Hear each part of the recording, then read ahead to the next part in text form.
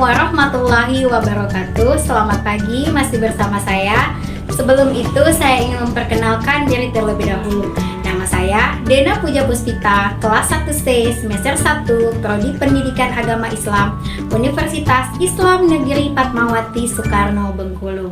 Baiklah, di sini saya akan menjelaskan materi tentang sejarah dan perkembangan Islam di Perancis. 1. Masuknya Islam di Perancis. Menurut buku The New Comrade History of Islam, pertama kali Islam masuk di Perancis pada tahun 721 Masehi. Ketika itu, pasukan Muslim berhasil merebut kota Toulouse dan berhasil merebut Autun dan Poitiers. Namun, pasukan Islam berhasil dikalahkan oleh pasukan Karl Martel pada tahun 732 Masehi. Kekalahan tersebut dinilai oleh para sejarawan sebagai penghambat utama perluasan wilayah Islam di Eropa, di mana pada masa itu kekuasaan dinasti Muawiyah sedang gencar-gencarnya melakukan perluasan dunia Islam. Sedangkan yang kedua, masjid dan organisasi Muslim di Perancis. Terdapat lebih kurang 1.500 organisasi Islam di Perancis. Masing-masing organisasi tersebut memiliki masjid tersendiri. Kecenderungan Muslim di Perancis adalah mereka berafiliasi kepada etnis atau asal negara. Keadaan ini adalah dampak dari Undang-Undang Nomor 4 Tahun 1905 tentang kebebasan berorganisasi, bahwa undang-undang ini menjamin kebebasan berorganisasi bagi setiap penduduk Perancis, baik itu penduduk yang berasal dari negara Perancis maupun penduduk yang bukan berasal dari negara Perancis. Masjid yang pertama kali dibangun di Perancis adalah Masjid Paris yang dibangun pada tahun 1926.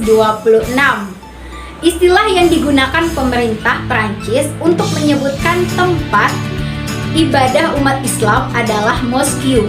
Istilah lain juga menyebut Salles d'Ouvrier. Sedangkan yang ketiga, pendidikan di Perancis. Pada tahun 1980, data statistik menunjukkan bahwa 9% anak-anak di bawah umur 14 tahun adalah imigrasi.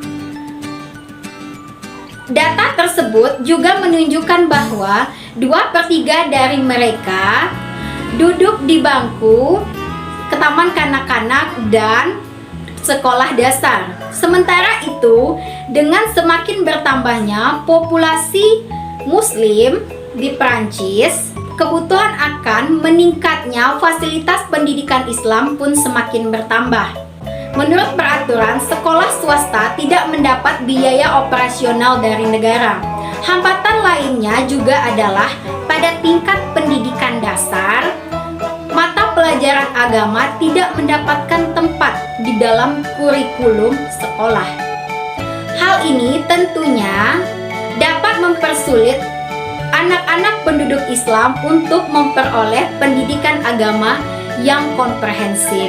Sedangkan yang keempat, keterlibatan Muslim dalam masyarakat di Perancis. Dalam bidang politik, belum ada yang terlibat dalam parlemen negara Perancis. Tetapi ada beberapa perwakilan Perancis dalam parlemen Uni Eropa yang berlatar belakang Muslim. Sementara itu, kontribusi Muslim dalam masyarakat Perancis adalah lebih mengidentifikasi pada bidang olahraga. Setidaknya saat ini ada 4 orang yang beragama Islam dalam Piala Dunia tahun 2014.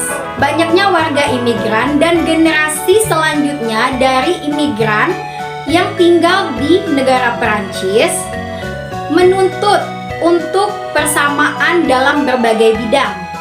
Dalam hal ini, media yang paling tepat adalah olahraga untuk menyamakan hak pada setiap lapisan masyarakat tanpa memandang latar belakang, etnis, agama maupun ras. Sedangkan yang kelima, hambatan ibadah Muslim di Perancis. 1. Tempat ibadah. Setidaknya ada 1.500 tempat ibadah umat Islam di Perancis. Meskipun cukup banyak, tetapi sebagian besar masjid tidak memiliki kapasitasnya. Membangun masjid yang baru sangat sulit dan juga memperoleh kritikan dari masyarakat lokal. Namun, ada tanda-tanda bahwa kemajuan semakin meningkat dalam beberapa tahun terakhir ini. Sedangkan yang kedua, pemakaman. Selain pemakaman sekuler, peraturan yang telah dibuat pemerintah untuk pemakaman tidak berlangsung begitu lama karena hal ini dianggap bertentangan dengan ajaran Islam dan menjadi protes bagi masyarakat setempat. Sedangkan yang ketiga, penyembelihan halal. Penyembelihan halal juga dilakukan di Perancis.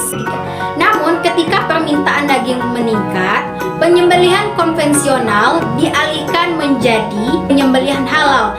Akan tetapi hanya dituju pada tempat-tempat tertentu saja. Sedangkan yang keempat, hijab. Menggunakan jilbab atau hijab seperti pada kasus tahun 1994, terdapat 300 siswa yang menggunakan hijab karena dianggap melanggar peraturan negara tersebut. Sebagian mereka melepaskan hijab karena takut berurusan dengan pihak yang berwajib. Akan tetapi ada juga yang tidak mau melepaskan hijab dan lebih memilih untuk pindah ke sekolah swasta dan melakukan homeschooling. Mungkin hanya itu yang dapat saya sampaikan. Semoga dapat bermanfaat bagi kita semua. Jika ada kesalahan saya mohon maaf. Saya akhiri saja. Wassalamualaikum warahmatullahi wabarakatuh. Jangan lupa di like, comment, and subscribe di Dena Puja Puspita channel. Oke.